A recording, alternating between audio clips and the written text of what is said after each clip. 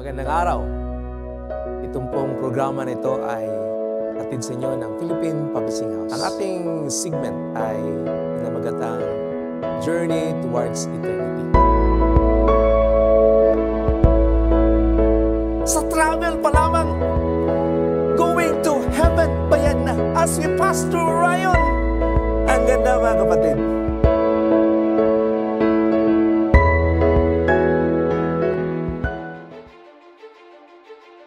Pagbati sa ating mga minahal na mga viewers natin dito sa ating programa Journey Towards Eternity. Sana po ang bawat isa sa atin ay masaya sa inyong bahay, kung saan kayo po ay masaya at aming binabati kayo galing po sa ating Hope Channel Philippines. Ating tatalakayin ngayon ang isang title na pinamagatang God is Great. Manalangin tayo.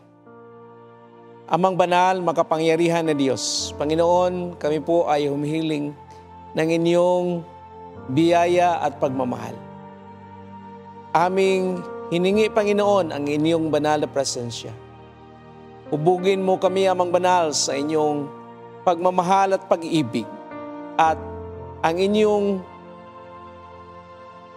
kabaitan mapasa amin, Panginoon. Salamat na ikaw ay manahan sa aming buhay at patuloy ang inyong biyaya at pagmamahal inyong ibahagi sa bawat isa sa amin ngayon. Salamat, Panginoon, sa inyong pakikinig sa aming samot dalangin. Ito'y aming hinihiling sa matamis na pangalan ng aming Panginoon Hesus. Amen. God is great. Ang Diyos ay dakila. Siya po ay isang Diyos na puno ng pagmamahal, puno ng pag-ibig. At siya ay isang dakila Diyos. God is the breath of our life. Siya ay naging dakila sa ating buhay dahil siya po ay breath ng ating buhay. In Genesis 2 verse 7 it says, "Then the Lord God formed a man from the dust of the ground and breathed into his nostrils the breath of life." Tayo po ay galing sa lupa. At ang Panginoon mismo galing sa langit ay nagpunta dito sa lupa. At yung putik, mga kapatid, ay ipinorma niya na maging isang tao. At siya po ay nagbigay buhay sa tao na pinangalan si Adan. Yun ang komposisyon ng tao. When you hide your face, they are terrified. When you take away their breath, they die.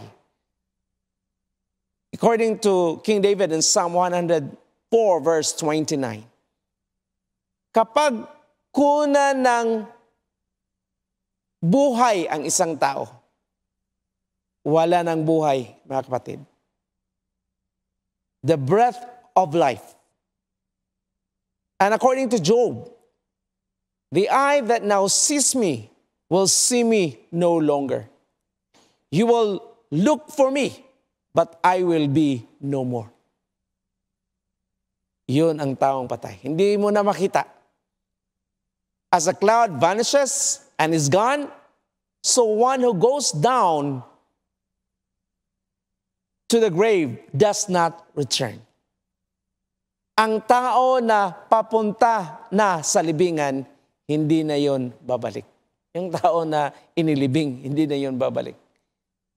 For the living know that they will die, but the dead know nothing.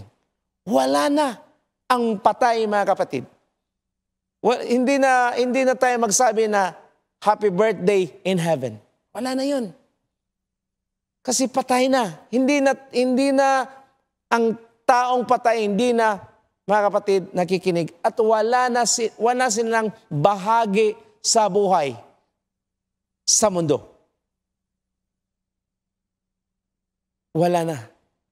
Pag ang taong patay, wala na. Ang kaniyang katawan ay nandyan sa lupa. At ang buhay, ang tinawag yan na spirit, ang buhay kinuha ng Diyos. So the dead has no memory. Psalm 6 verse 5, the dead cannot give thanks. Hindi na makabigay ng papuri. And the dead cannot go to heaven. Hindi na sila, mga kapatid, makapunta sa langit.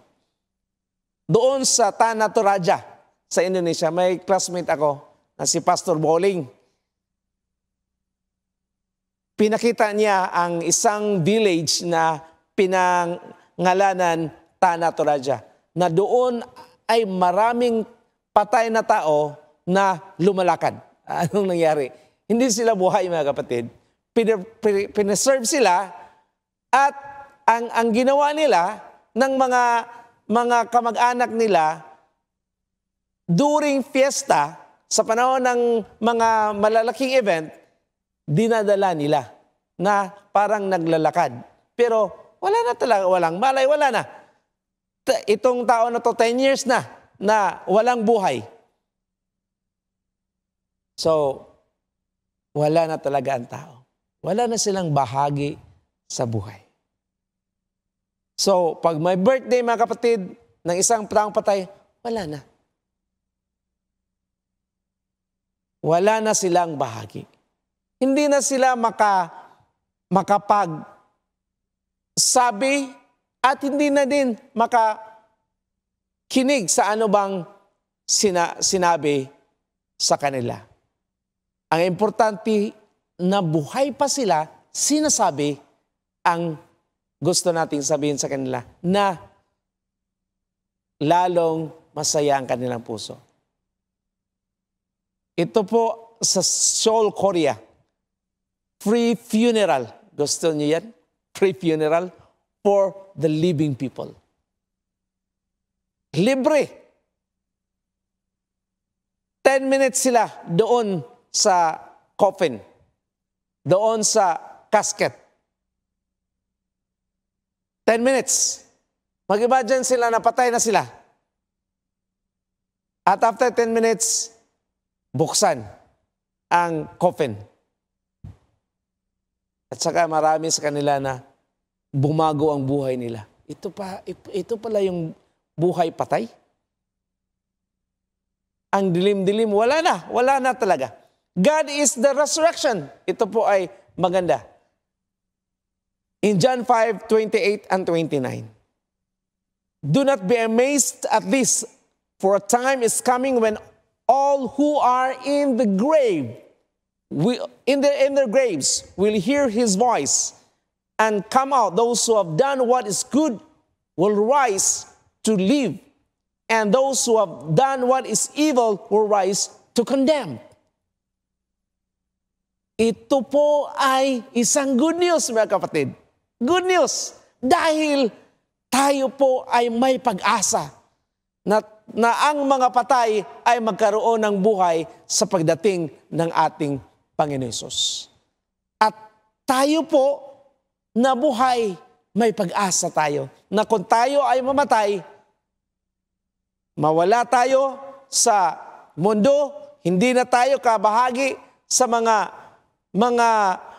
gawain sa mundo, ngunit may pag-asa tayo sa pagdating at sa ating Panginoong Hesus. Ang ganda, mga kapatid. May pag-asa tayo. Ating makita sila. Ating mahalikan. Ito po ang pangako ng ating Panginoong Hesus.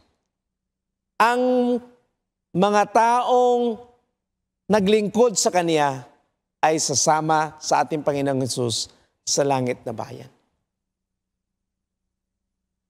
During the time of Elisha, siya po ay isang magigiting mabait na propeta. Maraming mga himala ang kanyang ginawa dahil sa Panginoon Hesus at namatay siya. may isang taong nailibing. At yung yung katawan niya ay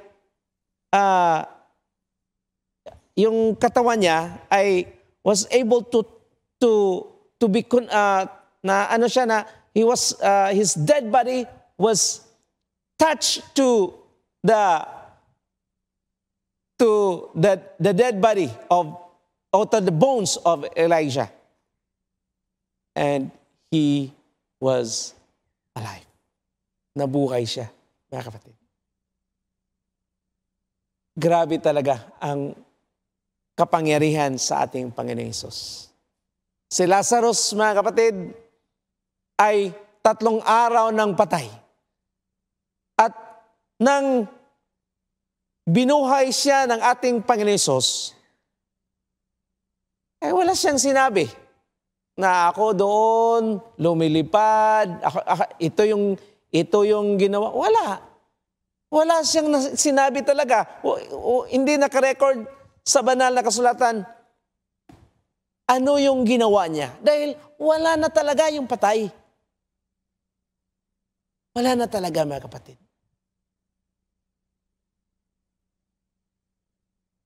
God is the source of our eternal body. Immortal body, I should say. Tayo po ay may pag-asa. Ang taong patay, wala na sa mundo, hindi na kabahagi sa mundo. Sa lahat ng ginagawa, wala na. Hindi na makakinig, hindi na makasabi, hindi na nag-iisip, wala ng memory. Yun ang patay. Ngunit may pag-asa tayo, mga kapatid. God is the source of our immortal body. Ang ating katawan, mga kapatid, ay pagdating ng ating Panginoon Hesus ay mabuhay at magkaroon tayo ng buhay na walang hanggan.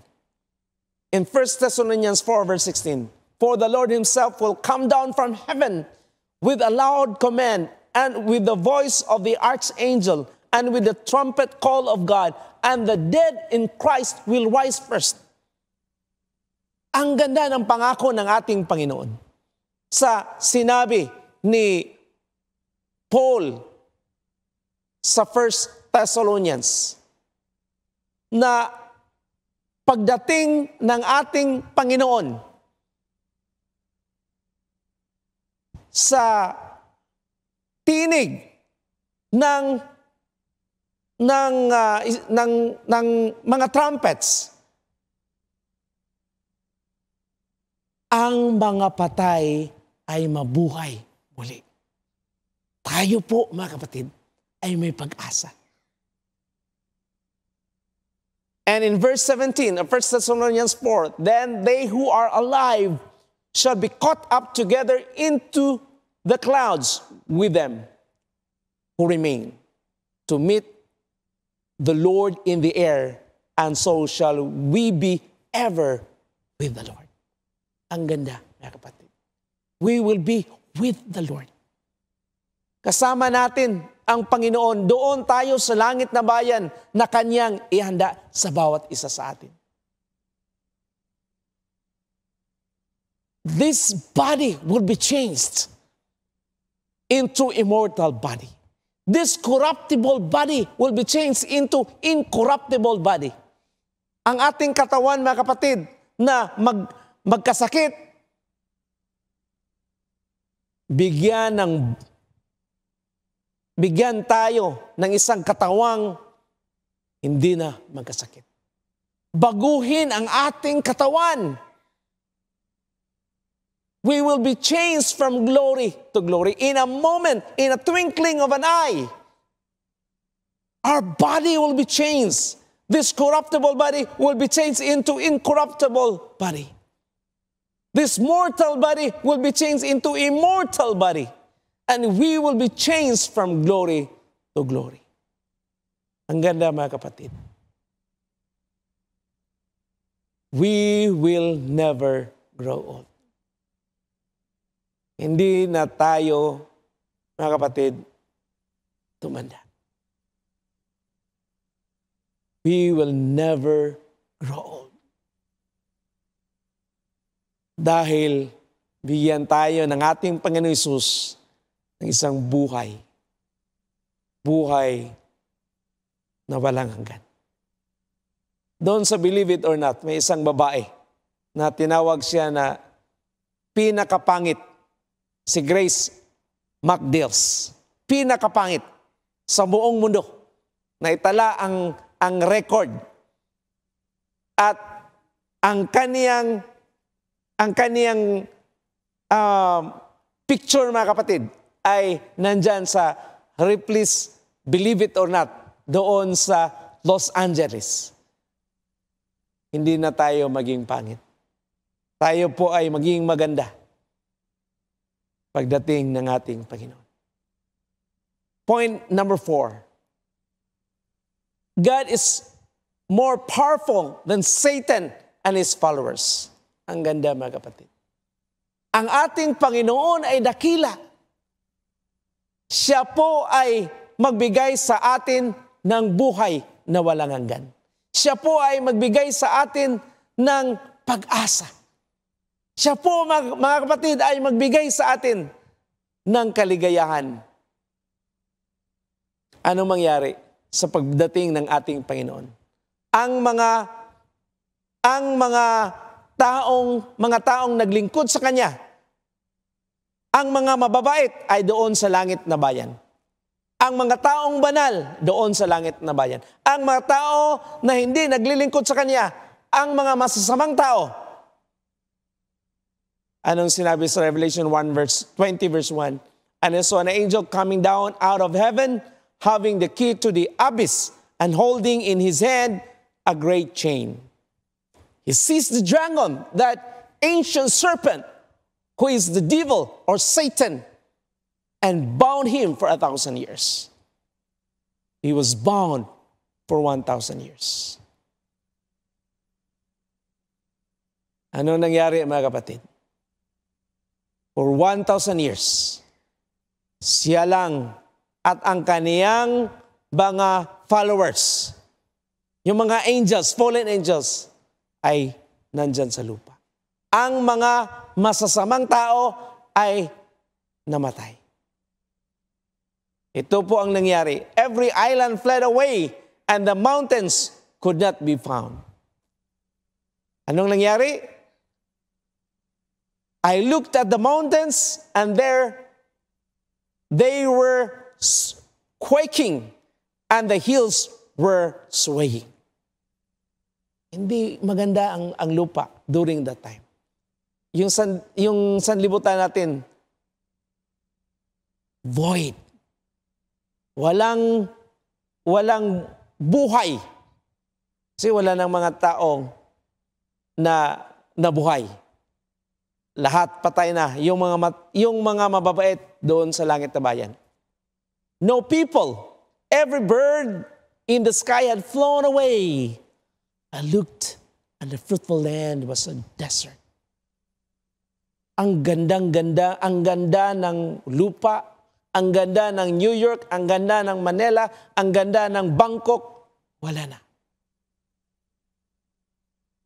All its towns lay in ruins before the Lord.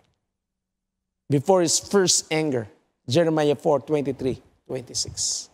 Mga kapatid, masakit man, pero sabihin ko sa iyo na itong ating syudad, itong ating lugar, ang ganda ng Metro Manila, ang ganda ng Cavite, ang ganda ng Baguio, ang ganda ng California, ang ganda ng Los Angeles, ang ganda ng Paris, ang ganda ng Shanghai, ang ganda ng Beijing, ang ganda ng Japan. Itong lahat, mga kapatid, when Jesus comes, sa pagdating sa ating Panginoon, may malakas na lindol at lahat ng mga buildings ay magigiba. Wala nang maglibing sa mga masasamang tao. Wala na. Sino ba ang maglibing sa kanila? Lahat na tao ay patay. mga masasamang tao. Dahil ang mga mababait doon sa langit na bayan for 1,000 years, mga kapatid. And at the time, those slain by the Lord will be anywhere from one end of the earth to the other. They will not be mourned or gathered up or buried, but will be like dung lying on the ground. After the 1,000 years are over. Revelation 27:9. Binubuhay ng Panginoon ang mga masasama, lahat ng masasama sa buong mundo. And then Satan want to attack the kingdom. And may apoy galing sa langit, mga kapatid, na kinain ang lahat ng mga masasama. At yun ang impyerno. He will punish those who do not know God and do not obey the gospel of the Lord Jesus Christ with His powerful angels. Grabe talaga, mga kapatid. God will punish. The lake of fire will eat them. Yun ang second death. Yun ang sana katatakutan natin, mga kapatid. God is bigger than the universe. Ito po, ang ating Panginoon ay nagmahal sa bawat isa sa atin. Sino man sa inyo ang tumanggap sa Kanya. Kung kayo po ay pulubi, walang magandang bahay, bigyan tayo ng Panginoon ng isang magandang bahay sa langit na bayan. Kung kayo po ay may magandang bahay na, mas maganda yung bahay nang ibigay sa Panginoong Diyos kasi gawa ng ginto. At kasama ng mga anghel, babalik ang ating Panginoong Hesus at dalhin tayo sa langit na bayan. And after 1,000 years, baguhin itong lupa na ito, new heaven and new earth. Aking dalangin, mga kapatid, na tayo po ay ating ibigay ang ating sarili sa ating Panginoong Hesus. Tayo ay mamatay, ngunit tayo po ay may pag-asa galing sa Kanya. Na siya po ay babalik at dalhin tayo sa langit na bayan, na doon, mga kapatid, for 1,000 years, we will visit the planets, we will visit the galaxies. Ang ganda. And we will talk with the intelligent beings, yung nakatira sa ibang mga planeta. Ang ganda, mga kapatid. At balik tayo dito, mga kapatid, yung mga sasama ay parusahan ng Panginoon through the lake of fire. At baguhin ng Panginoon ang ating lupa, new heaven and new earth. Dito sa lupang ito, magpakailanman tayo ay sasama sa ating Panginoon Hesus sa Kanyang inihanda niya, New Jerusalem, ang isang malaking bahay, isang mansyon na gawa ng ginto. Ito ang ating tirahan hanggang sa walang katapusan. Wala ng problema, wala ng pighati, wala ng mga sakit, wala ng mga hamon sa buhay. Tunay na kaligayahan ng ating mangkin kasama ang ating Panginoon Hesus.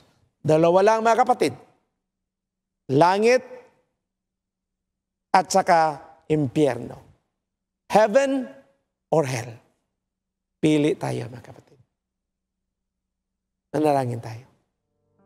Amang banal, salamat Panginoon na Ikaw ay nagbigay sa amin ng isang pabalita. Nagbigay sa amin ng pag-asa. At Panginoon, nagbigay sa amin ng paalaala. Nagbigay din sa amin ng babala. Panginoon, huwag sana mangyari na kami po ay mawaglit. Kami po ay mapunta sa impyerno. Ngunit aming dalangin, Panginoon, Ikaw ay aming tagapagligtas. Ikaw, Panginoon, ay aming Diyos. At kami po ay magtiwala sa inyo. At kami po, Panginoon, ay susunod sa inyong mga batas. Panginoon, tanggapin mo kami sa inyong kaharian. Salamat, Panginoon, sa pag-asa. Salamat sa langit na bayan. Salamat sa inyong pagkikinig sa aming samot dalangin. Ito'y aming hinihiling sa patamis ng pangalan ng aming Panginoon Hesus. Amen.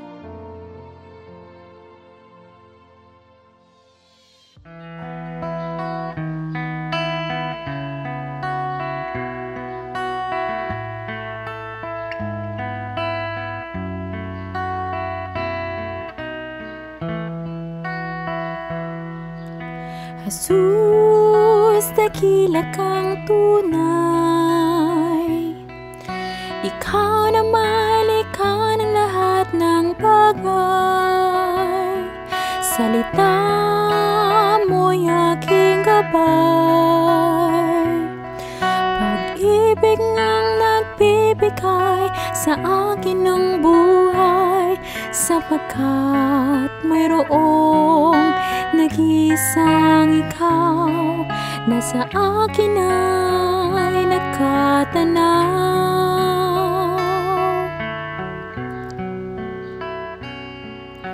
Jesus, ikaw ang nag-iisa kong pag-asa. Sa buhay kong nagdurusa at lugmok sa sala, ang pag-ibig mong wagas at kamangha-mangha tumubo sa aking buhay dahil sa awa. Salamat sapagkat mayroong nag-iisang ikaw.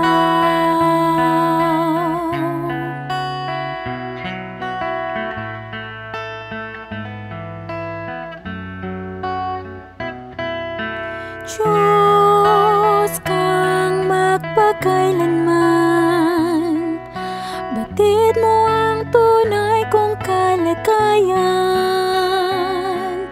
Ako'y taong may hangganan, at sa aking puso'y lubos kang hinahangaan, sapagkat mayroong nag-iisang ikaw na sa akin ay nakatanaw.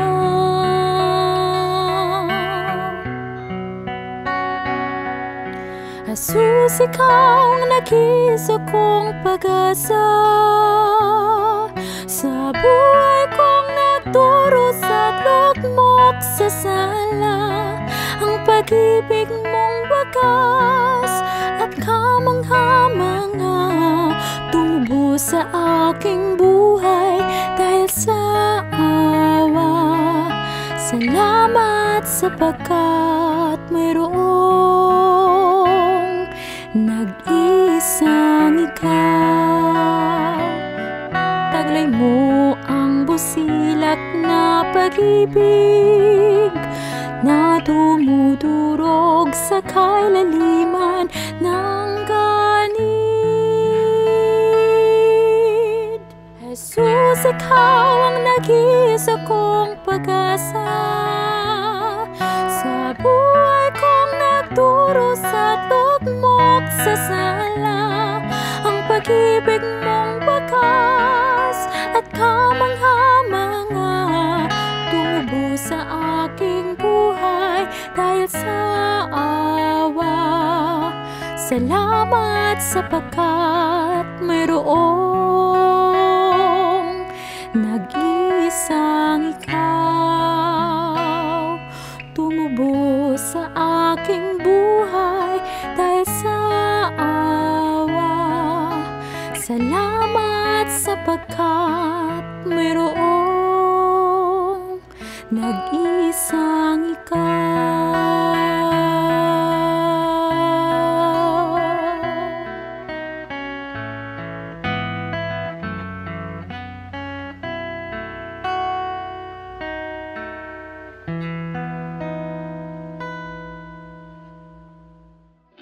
I am a messenger. I will go. As we commit to go house to house, person to person for Jesus, here are new books for 2022 that can go with you. Discrimination, intolerance, hatred. These happen when people do not know the value of each member of the human family from an early age. Teach children how to love beyond differences in children around the world. Now with a coloring book. Read them and rhyme, dialogues and mental images, easy and enjoyable reading. Rekindle children's love for reading with all original paintings and our retelling of well-loved stories from the Bible with My Bible Treasures. Who is the Holy Spirit? Why is He a gift? Read this devotional book by Sister Ellen G. White, alone or with your family, and ye shall receive power. Make young people's faith trending. Recall God's faithfulness and blessings with this daily devotional book for the youth by the Northeast Luzon Adventist College. #Promises of Hope. Affections, reconciliations, attachments, missions, collaborations, devotions. This year, let's invite more people to make meaningful connections with others and with God. Health and home for every home. For every home, health and home. More exciting new products are coming. I am a messenger. I will go. I will go. I will go. I will go. I will go. I will go. This year, your Philippine Publishing House joins your commitment.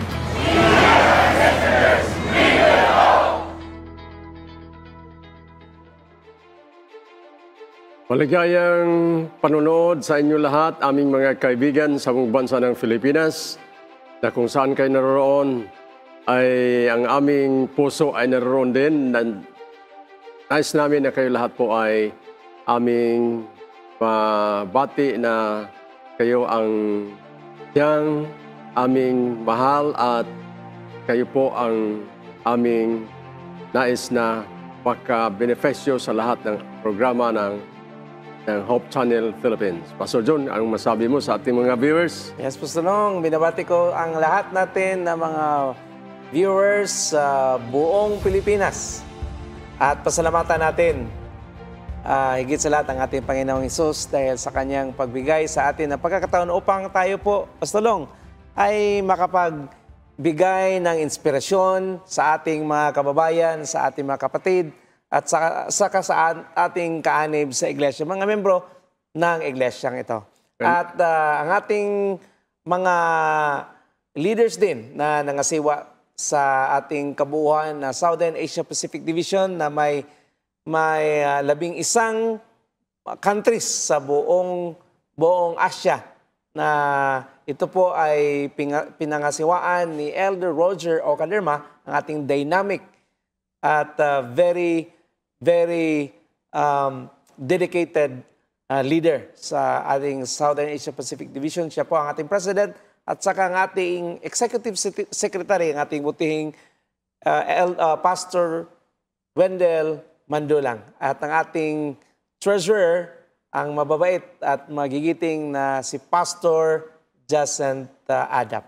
At sa lahat nating mga directors, at saka yung mga officers natin and junior officers sa ating Southern Asia Pacific Division, maraming salamat po sa inyong pagpangasiwa sa iglesyang ito na naging masaya at lalong umunlad ang ating bayan, ang bayan ng Diyos na umaakay sa maraming mga kaluluwa sa paanan ng ating Panginoong Hesus sa kanyang kaharian. Maligayang pagbati dyan, Pastor John, sa ating pamunuan ng Philippine Publishing House, sa ating mahal na presidente, Pastor Noe Hiasa, sa ating mga officer, si Sir Joel Selva, Sir Albert Esperanzati, Sir Freddie Browell, and Ma'am Janet Tuliti, at lahat ng mga workers sa buong Pilipinas sa ating Philippine Publishing House. At saka Pastor Jun sa ating Union Officers, North Philippine Union Conference, Pastor Diri Kahobe, and Executive Secretary Pastor Sabat, and Sir Rabi. At sa South Central Philippines Union Conference, ay si Pastor, ang ating mahal na presidente, Pastor Joel Barleso, and Executive Secretary, Pastor Calib. Yeah, Pastor Calib, and Treasurer, Pastor Inapay. At ang ating mga... Inapan. Ang ating mga mission conferences ng mga administrator. Ganun din sa South Philippines, Pastor John. Sa South Philippines, Pastor Long, sa Southwestern Philippine Union Conference, si Pastor Jerry Patalingog, and si Pastor, Pastor Max Obos. Max Obos, ang ating Executive Secretary, at ang ating Treasurer, si Sir Samuel Almosira. Almosera. At doon sa Southeastern Yeah, Pastor Dan Palomares. Philippine Union Mission, Pastor Dan Palomares. Executive Secretary, Pastor Ed Magdadaro. Pastor Magdadalo. And ang Treasurer, Sir Lawrence Liamera. Okay. Sa ating mga mahal na publishing director, ang ating mga EP-email, mga literature evangelist, mahal namin kayo. At alam namin na ang Diyos ay siyang palaging gabay sa atin, Pastor John. Yes po. So, Pastor Long, itong promotion natin ay para sa lahat na mga kababayan natin, mga kaanib sa iglesia na gusto makaangkin ito ng Desire of Ages. Ang ganda po ng aklat at saka murang-mura talaga kasi ito po ay pagkaing spiritual. Walang gaano mang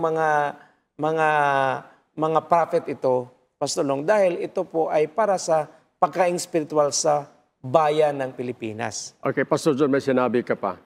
Mga ilan nga ang church members sa buong I should say, sa Pilipinas ngayon? Umabot ba ng 1.5? Doon, more or less 1.5 million. So, ibig sabihin, Pastor John, kung ang bawat isa na magkaroon ng ganito, talagang masasabi ko, Pastor John, na ito ang magbigay na paano patibayin ang pananampalataya sa ating mahal na Diyos, Pastor John. Yes, Pastor Long. Ang ganda, Pastor Long, pag ang bawat isa, hindi lang bawat pamilya. Yung devotional, bawat pamilya kasi every morning yun, babasahin during the worship. Pero itong aklat na ito, bawat isa talaga magkaroon ng morning devotion. At ano, Pastor Long, yung bagong natapos na graduation ng anak ko, moving up nila. Okay. Nagulat yung mga kasama niya kasi nagbigay ako ng gift, yung paborito niyang t-shirt, at saka nagbigay ako din ng perfume, at saka with Desire of Ages. Wow! Kinuha ng barkada niya.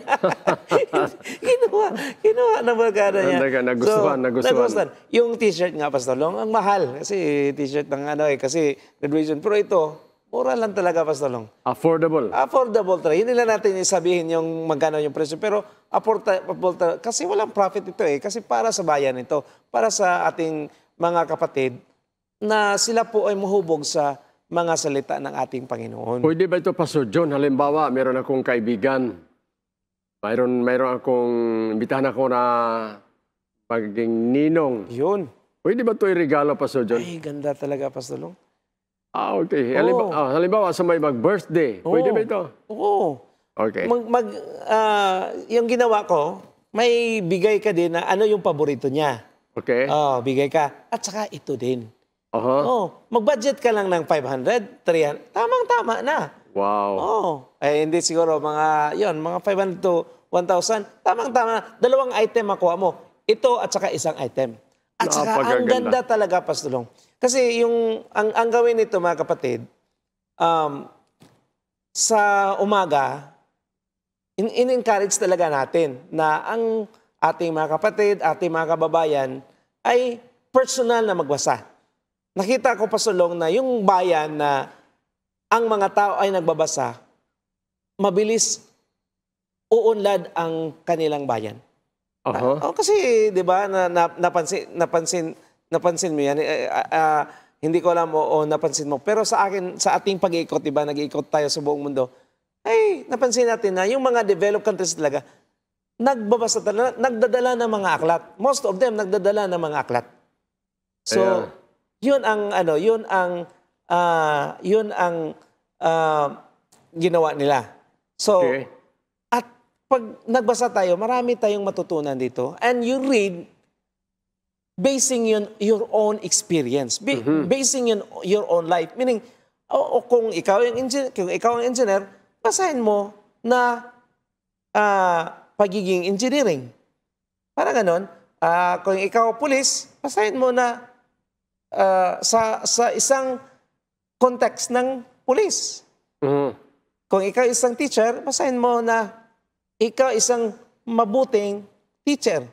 So, ito po ang aklat talaga, Pastor Long. When you read the Bible, at saka ito, Desire of Ages. So, binanggit mo, Pastor John, na kung ano yung current na trabaho mo, ay yun ang babasahin mo. But I believe na itong Desire of Ages, this is life of Jesus. Ibig sabihin na kung ito ang mapag-aralan, lalo na sa mga ating mga mahal na membro sa iglesia sa buong Pilipinas, malaking tulong paano natin maunawaan yung malalim pa na pagmamahal ng ating Diyos, paano iligtas ang tao, paano akayin ang tao na mapalapit sa Kanya sa pamagitan ng itong Desire of Ages, Pastor John. Yeah. Ang nakaganda dito, Pastor Long, kasi sa sinabi ko na you read, magbasa ka in an through understanding the book by your context. Okay? Marami ang nalilito na mga nagbabasa dahil parang nagbabasa na sila ay pastor. So yung interpretation nila, ibang-iba. Okay. Diba? Pero nagbabasa sila na sila ang engineer, paano kaya tong aklat na ito na makatulong sa aking pagka-engineer? Okay. Ito yun ang magandang gawin sa isang magbabasa. Na kung ikaw ay isang teacher, magbasa ka. Paano intindihin mo ang aklat na ito na ikaw ay isang magigiting na teacher? So yun ang gusto ng Panginoon sa bawat isa sa atin. So through the desire, kasi ang Desire of Ages is life of Jesus. Okay. So yung mga principles doon, ating kunin. At i-apply natin sa ating buhay na lalong umulad ang ating buhay. Lalong masaya at maging banal tayo. Okay. Kung ibig sabihin, Pastor John, kung ano yung profession mo, ano yung trabaho mo, ay i-apply mo, sinabi mo yung on context. Context talaga. Na kung ano yung makukuha natin dito, sa buhay ng ating mahal na Diyos, ay isa kabuhayan natin na ating ibahagi din sa ibang tao. Okay. Pastor John. Yun talaga, Pastor Long, na yung mga principles dito, ang ganda talaga. Ako nagbabasa sa life ni Jesus na yung simula siya hanggang nandun siya, nabaptize siya, hanggang doon sa temptation in the Mount of Temptation, nagwagi siya during the temptation ng kaaway, at during the first first miracle na isinagawa ng ating Panginoon sa isang wedding doon sa Cana. At saka maraming mga ginawa ang Panginoon. Miracles talaga, Pastor. For example, magbasa ka as a teacher, paano na-inspire ka? Grabe talagang ginawa ng Panginoon. Yung first miracle niya sa wedding sa Cana, yung tubig naging wine. Yeah. Naging vino. Yeah. Yung hindi siya alak na may alcohol, alak na walang alcohol. Unfermented siya. Yeah, unfermented, walang halong alcohol. Okay. Na biro mo tubig lang, Pastor Long. Pinainom na sa mga tao, sabi na ang ganda at masarap, pinakamasarap na alak na kanilang nainom sa kanilang buhay. Actually, Pastor John, kung mabasahin mo ito, yung mga talagang mahilig sa wine, namangha sila. Bakit ganito pa ito giserve? Kanina sana sa una pang umpisa pa. Serve sana ito. Itong panghuli, pinaka-the best. Sila mismo nag-testify na itong ginaserve sa first reading sa Cana is amazing talaga. It's really amazing. So, dito, malaman natin at i-refer natin sa, of course, Pastor John, sa Biblia, kung gaano katibay yung mga testimony sa ating mga pioneer, sa ating mahal na Diyos, kasama ang mga disipulo, Pastor John. So, sa yung ko, Pastor Long, in the context of a manager. Okay. Nagbasa ka, ako nagbasa as a manager. Ang ganda talaga, no? Wala talagang imposible sa Panginoon. So, sa isip ko, as a manager, wala talaga. Yung mga goals ko, kaya talaga. Kasi, ito yung pinangita. Yun ang ibig sabihin ko, Pastor Long. Aha, okay. Na you read within your context. Na yung mga principles doon, namnamin mo at isabuhay mo na lalong gumanda yung buhay. Okay. So, pag ikaw yung manager, nakabasa ka nito, ay, ang ganda talaga. Hindi ka mag-worry, hindi ka mag-alala. Hindi ka mag-stress. Walang stress, may stress naman, pero konti na lang dahil ang Panginoon nga, yung tubig na na binago niya yung tubig na naging alak. At saka marami pa dito, yung may nagkasakit. Ang bulag, binigyan ng pinagaling ng Panginoon. Okay. May vision na siya. May sight siya. Wow. Yun. Itong mga principles, Pastor Long, yun ang ating i-apply sa ating buhay. Okay. Halimbawa, ako ay isang fisherman. Ayun, fisherman. Pwede rin, ano? Pwede rin, Kung ako isang farmer, pwede rin. Kung ako isang negosyante, pwede rin. Kasi itong life ni Jesus, tinuturuan tayo paano magmahal sa kapwa ng tao. At above all, paano natin mahalin ang Diyos, ang siyang nagtubos sa atin, Pastor John. So ang nakagandahan dito, Pastor Long, pag binasa natin ito in our own context, ang ganda talaga namin. Na yung buhay kasi yung buhay ng Panginoon, hindi lang buhay mo. Okay. Buhay ko rin. Buhay nating lahat. Yung buhay niya is mystery, mga Pastor Long. Mystery talaga. Na ano yung buhay niya, pwede din sa'yo, pwede din sa akin. Mystery yan. Kasi Diyos siya. At saka makapangyarihan siya. Na ang ating buhay ay lalong gaganda kapag nandyan ang ating Panginoon. For example, siya po ay naipako sa cross.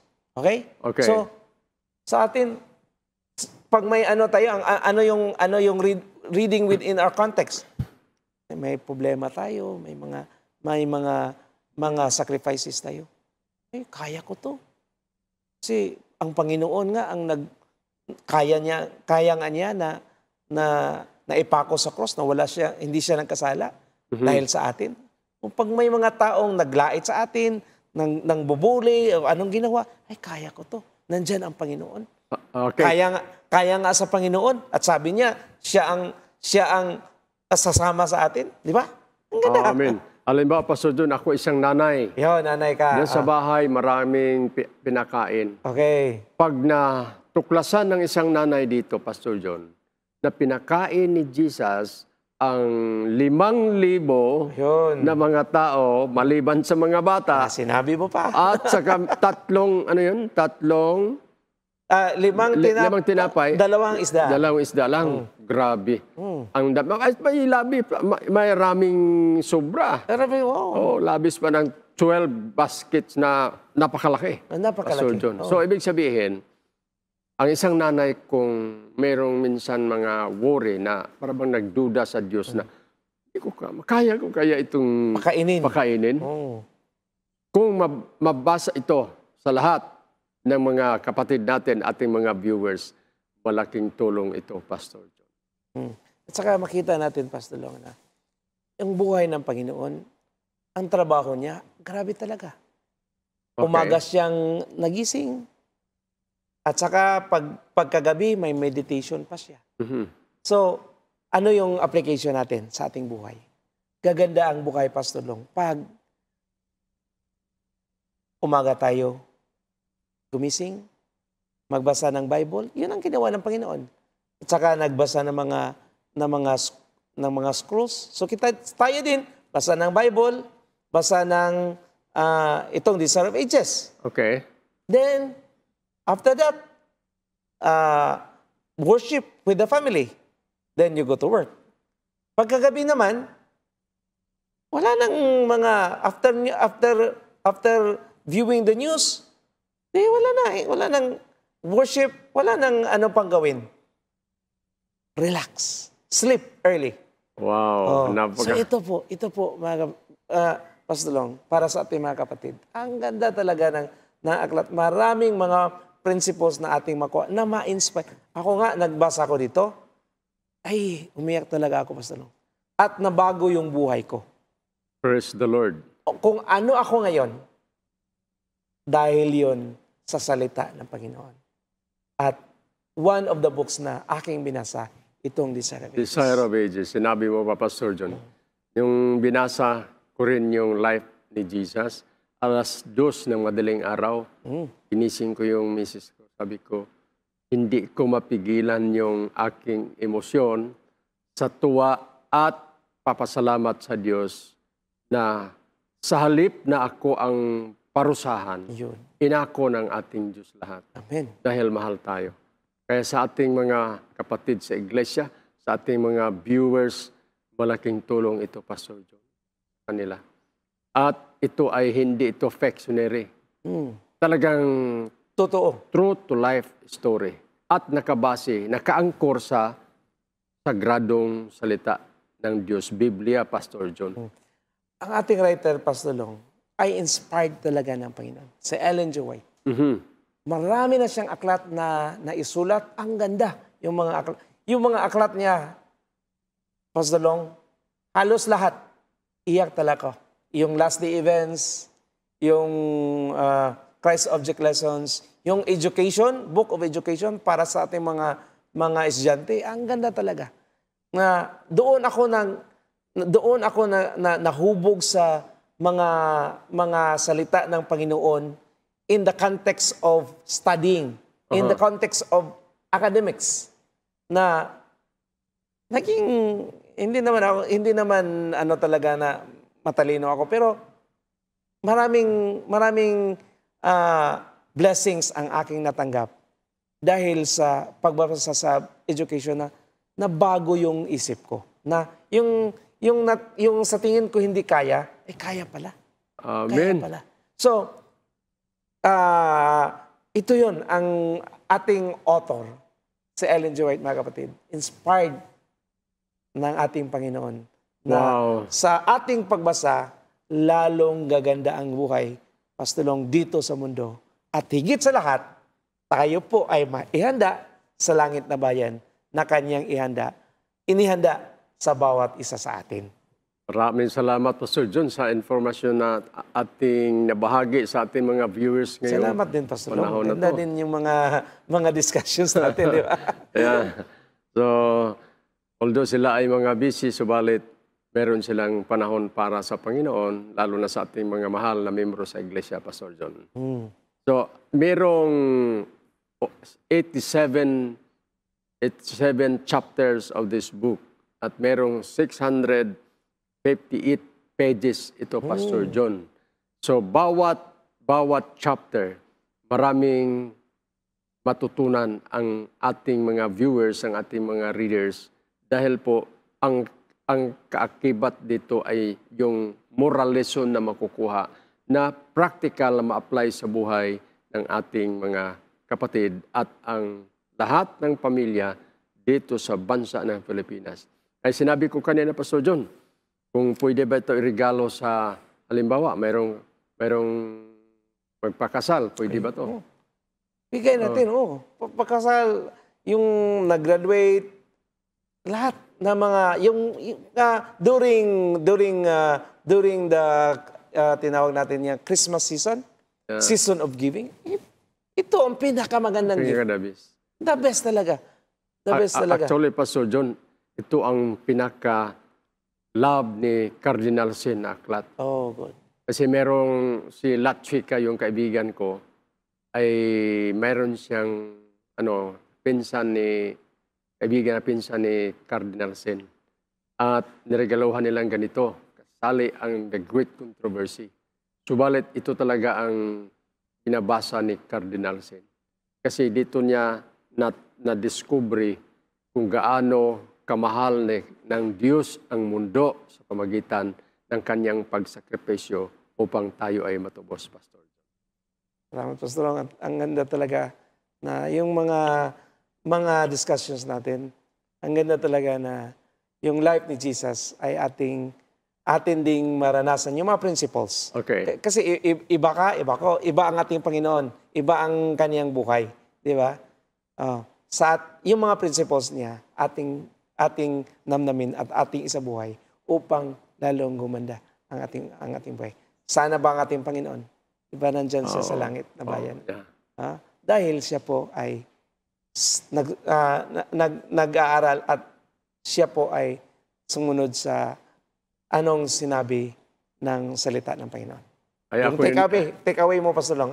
Pastor John, ako naniwala na ang Diyos kasama natin ngayon, sa lahat nating mga viewers, sa lahat nating mga kaibigan, mga kapatid sa bansa ng Pilipinas. Maraming salamat po sa inyo, sa ating mga leaders, sa ating mga kaibigan, mga sponsor. Ang dalangin namin, Pastor John, dalangin natin na tayo ay sama-sama magtulungan, magmahalan at magbigayan kung ano po yung magandang mga bagay. Kayong mga viewers ay inyong bigyan ang inyong mga kaibigan habang may panahon pa, maagapan pa natin. Manalangin tayo, Pastor Long. Okay. Amang banal, makapangyarihan na Diyos, salamat Panginoon sa inyong ibinigay sa amin ng pagkakataon upang kami po ay makapag-aral sa inyong mga salita. Pagpalain ang bawat isa sa amin. Pagpalain ang aming mga viewers. Panginoon, bigyan sagot ang kanilang mga problema at lunas ang kanilang mga iniindang na mga sakit, Panginoon. At lalo tigit, bigyan mo sila ng kaligayahan. Pagpalain sila ang amang banal sa mga salita ng Panginoon at basbasin ang bawat isa sa amin. Salamat, Panginoon, sa inyong pakikinig sa amin. Sa magdalangin, ito'y aming hiniling sa matamis na pangalan ng aming Panginoon Jesus. Amen. Amen. So, thank you sa prayer, Pastor John. Sa lahat nating mga viewers, sa lahat nating mga kaibigan, salamat po sa inyo, sa inyong paggabay at ang ating mga leaders. At ang aking masabi sa inyo, ito na po ang pagkakataon na mag-preserve na kayo. Kasi ang ating available dito sa Philippine Publishing House na stock ay limitado. So, Pastor John, sa lahat ng kaibigan mo, and I believe na sa ating mga sumabaybay sa ating programa ay hindi nyo ito biguin ang inyong mga mahal sa buhay ay inyong regaluhan na ganitong mga aklat, The Life of Jesus, The Desire of It. Maraming salamat po and God bless you all. God bless sa inyong lahat at muli, magkita-kita tayo sa ating programa dito lang sa Hope Channel Philippines. Thank you, Pastor John. Thank you, Pastor Long.